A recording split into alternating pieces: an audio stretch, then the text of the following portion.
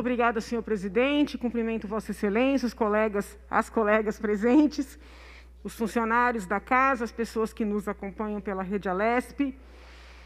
Gostaria de aproveitar essa oportunidade para fazer alguns comentários sempre respeitosos à sabatina do magistrado indicado pelo presidente Jair Bolsonaro para integrar o Supremo Tribunal Federal.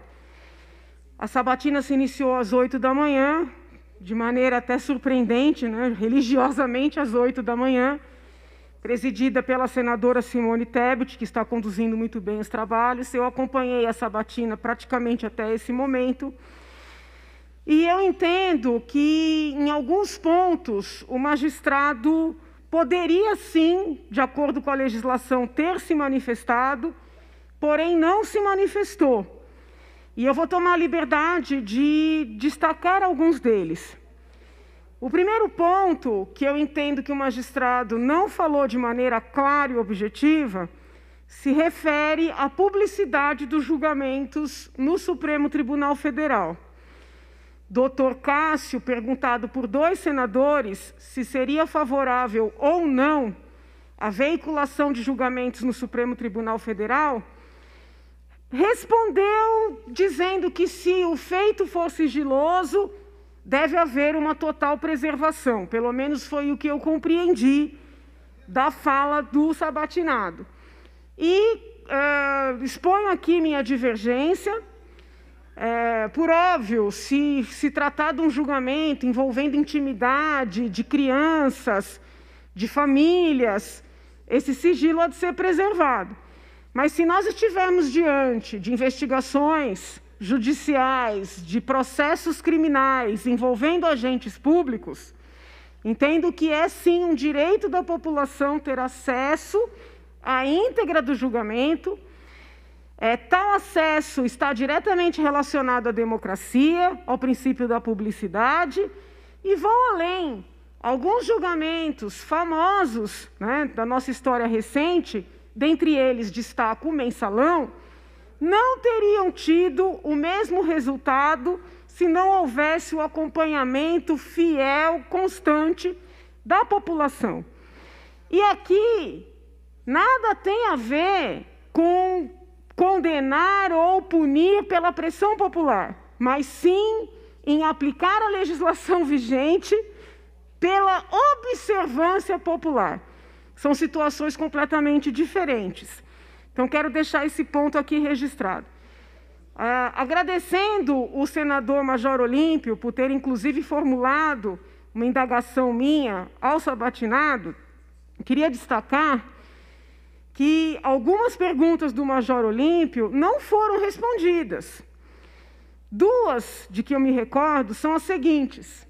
O sabatinado não falou claramente qual a visão que ele tem do artigo 316, especificamente parágrafo único, do Código de Processo Penal.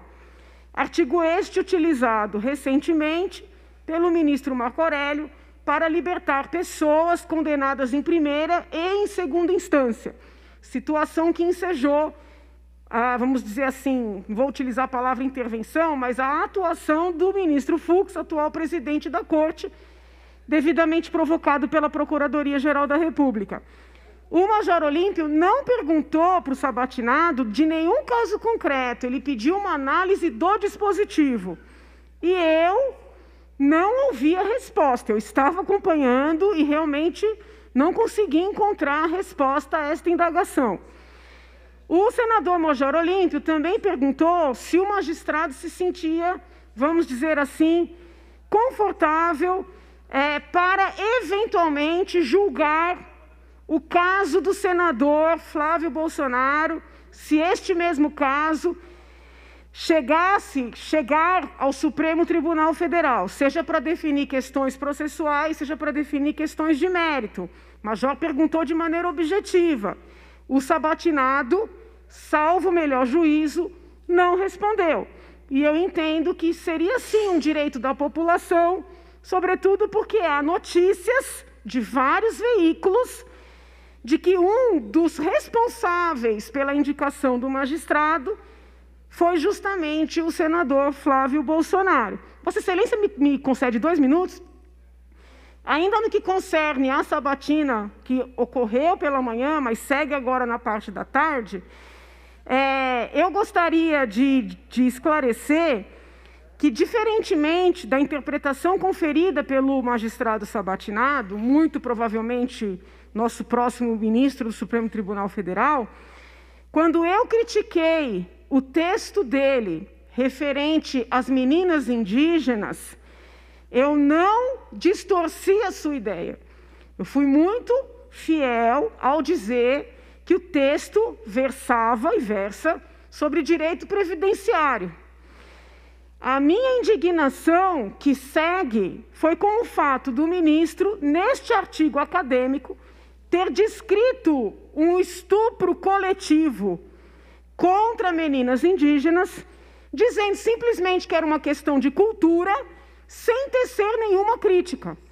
E hoje, na sabatina, fiquei efetivamente chocada quando o ministro teve a oportunidade de falar a respeito e, no lugar de se manifestar, seguiu dizendo que a discussão era meramente previdenciária e que ele estava diante de um costume e que decidiu conferir a essas meninas os direitos previdenciários. Então, não me parece correto que o magistrado se furte de dizer se ele entende que cultura justifica crimes.